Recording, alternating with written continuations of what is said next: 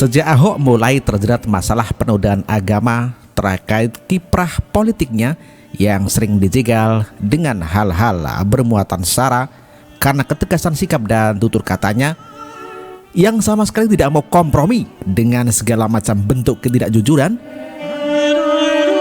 Jokowi seolah-olah membiarkan Ahok berjuang seorang diri. Namun di balik sikap Jokowi yang demikian, terlihat dengan jelas kesedihan dan keprihatinan dalam sikap diam Jokowi selama ini. Ahok pun dengan tabah tak ingin merepotkan Jokowi yang sedang diintai oleh ular-ular jahat dengan pandangan matanya yang tak berkedip menunggu Jokowi salah melangkah atau salah mengambil keputusan satu kali saja. Ahok pun memang akhirnya dipenjara tanpa Jokowi sanggup menolongnya. Namun, di balik kejadian memilukan dengan dipenjaranya Ahok, Jokowi justru mendapat momentum yang sangat tepat untuk membuka kotak Pandora yang selama ini tertutup karena memang ditutup-tutupi oleh oknum-oknum busuk yang rakus akan kekuasaan dan jabatan. Apa itu kotak Pandora? Dalam mitologi Yunani, Pandora, bahasa Yunani, adalah perempuan pertama yang diciptakan. Pandora dinikahkan dengan Epimetheus, saudara Prometheus. Pada hari pernikahan, Zeus memberi hadiah berupa sebuah kotak yang indah yang akhirnya dikenal dengan nama kotak Pandora. Pandora sudah diperingatkan Prometheus untuk tidak membuka kotak tersebut. Suatu hari, Pandora sangat penasaran, lalu membuka kotak itu. Setelah dibuka, dari dalam kotak itu keluar berbagai macam keburukan atau kejahatan, penyakit, penderitaan. Semua keburukan itu menyebar ke seluruh dunia dan menjangkiti umat manusia. Pandora pun kemudian melihat ke dalam kotak dan menyadari masih ada satu hal yang tersisa di sana, yaitu harapan. Dalam dunia politik, istilah kotak Pandora sering digunakan untuk menunjukkan terbukanya aib alias kebusukan yang telah disembunyikan secara rapi ke muka publik. Uniknya, pembongkaran berbagai macam kasus ini seolah-olah digantung oleh aparat penegak hukum sehingga terkesan lama penyelesaiannya. Karena faktanya memang belum ada tangkapan besar sampai sekarang. Ada beberapa kasus yang masih dalam proses penyelidikan. Ada pula beberapa kasus yang sudah ditingkatkan ke tahap penyidikan. Semuanya ini tentu saja punya alasan dan tujuan yang jelas. Dan begini analisanya. Saat ini Jokowi bersama Tito dan seluruh aparat terkait sedang bersinergi untuk membuka kotak Pandora yang berisi kebusukan para politikus-politikus busuk dan oknum-oknum serakah yang sudah sekian lama menggerogoti bangsa ini.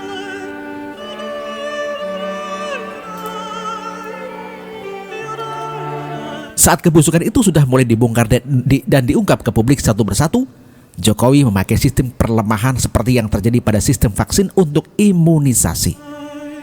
Dilemahkan bukan langsung dilumpuhkan, dikalahkan, dihabisi dan dimatikan saat itu.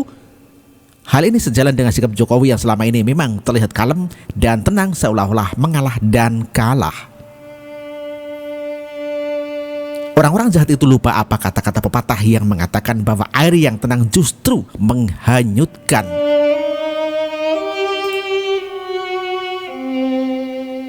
Apa itu vaksin?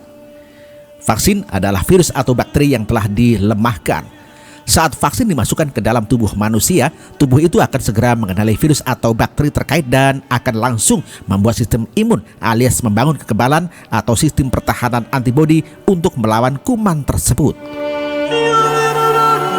Antibodi yang sudah dilatih itu dengan sendirinya akan membantu tubuh menjebak dan membunuh kuman yang dapat menyebabkan penyakit yang sudah dimasukkan ke dalam tubuh melalui vaksin tadi. Cara kerja inilah yang sedang diterapkan Jokowi sekarang ini. Pelemahan virus dan bakteri pembusukan yang merugikan negara, berbagai macam kebusukan dibongkar. Sekarang ini untuk dilemahkan, bukan dimatikan. Selanjutnya Jokowi akan menunggu dengan sabar saat tubuh membuat antibodi guna menelusuri siapa dalang di balik semua kejadian yang mengacaukan negeri ini. Sebab jika virus atau bakteri tadi langsung dimatikan alias langsung diproses secara hukum dan dipenjarakan, tentu saja kasus itu akan langsung selesai tanpa sempat menyentuh sebagai siapa biang onar yang sesungguhnya. Dan cara seperti ini sudah terbukti ampuh untuk melemahkan kelompok-kelompok pembuat onar yang selama ini bermain di atas sana. Orang-orang ini sudah pasti bingung menyelamatkan diri sendiri. Salah satunya terbukti dengan semakin menurunnya para peserta aksi dan demo berjilid-jilid tiada henti yang sudah terjadi di negeri ini.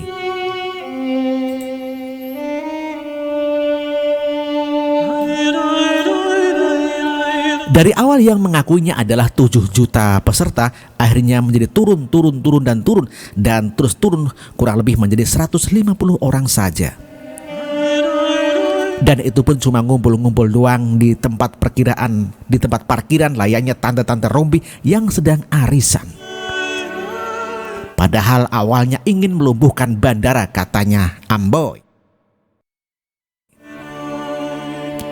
Lalu kira-kira kemana penyandang dana yang selama ini menggerakkan mereka? Sudah pasti dia sedang sembunyi di pojokan takut ketahuan belangnya. Tunggu saja, kata Jokowi. Akan tiba saatnya kuman yang sekarang ini sudah dilemahkan akan kalah dan mati alias tertangkap karena digebuk Jokowi pada saat yang tepat nanti.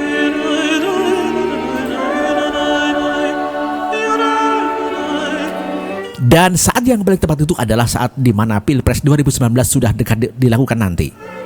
Pembongkaran dan pembunuhan besar-besaran dalam artian penyelesaian kasus-kasus pasti akan terjadi. Bisa juga kuman itu mati dengan sendirinya karena sudah tidak mampu bergerak lagi akibat sudah diputuskan mata rantai aksi mereka selama ini dengan dibongkarnya kasus mereka satu persatu.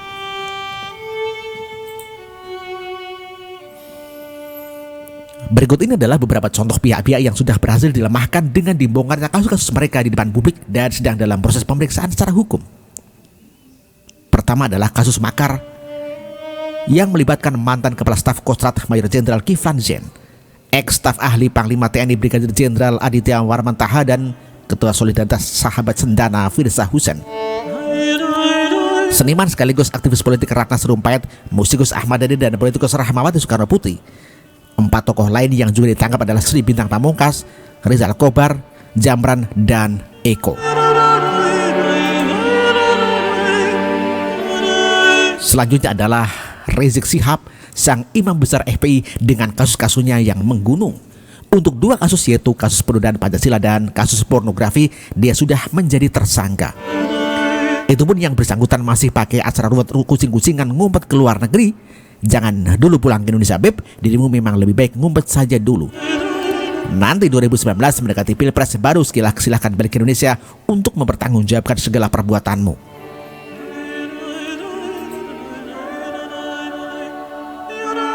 Sebab sudah nyata Indonesia memang jadi lebih tenang tanpa kehadiranmu.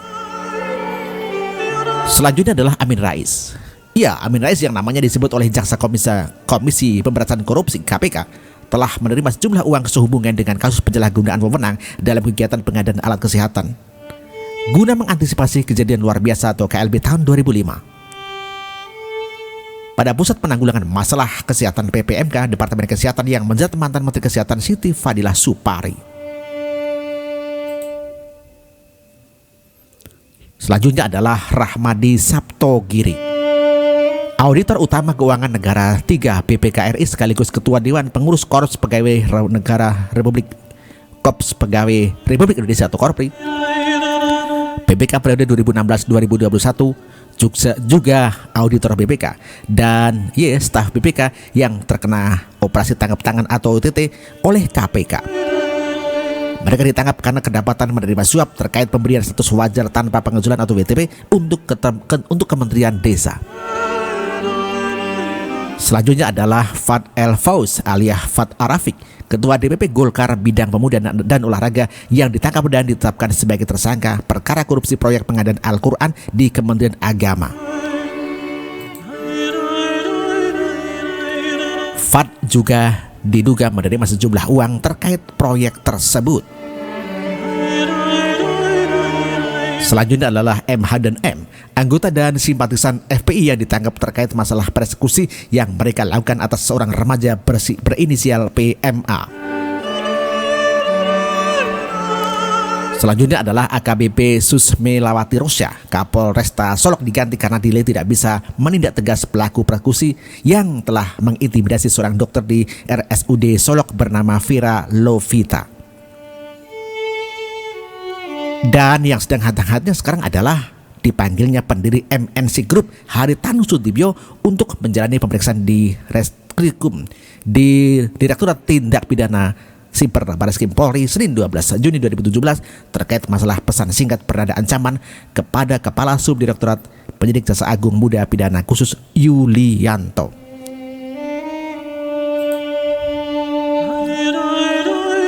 Keren-keren loh kasusnya. Aku pun jadi semakin jatuh cinta kepada Pak Ade. Sikap tenangmu begitu menghanyutkan. Tanpa mereka sadari, jaring besar sudah kau siapkan di hilir sungai. Tangkapan besar menanti. Dan untuk menunggu kuman-kuman ini mati, aku akan selalu sabar menanti. Penasaran juga tentunya, ngeri-ngeri sedap jadinya. Untuk itu, aku akan selalu mendukung dan mendoakan Jokowi beserta semua aparat negara yang ada supaya bisa bekerja dengan baik untuk memajukan kenegaraan. Ya, untuk kemajuan bangsa. Terus bukalah kotak Pandora itu Pak Jokowi. Gebuk mereka yang selama ini telah membuat menangis Ibu Pertiwi. Doaku setulus hati. Sehat dan bahagialah selalu Pak buat Pak Jokowi, Pak Tito dan semua jajarannya. Tuhan sendiri yang akan memampukan kalian untuk memimpin dan membawa bangsa ini ke arah yang lebih baik. Amin. Saya Indonesia. Saya Pancasila. Jokowi untuk Indonesia. Ditulis oleh Jemima Mulandari. Terima kasih.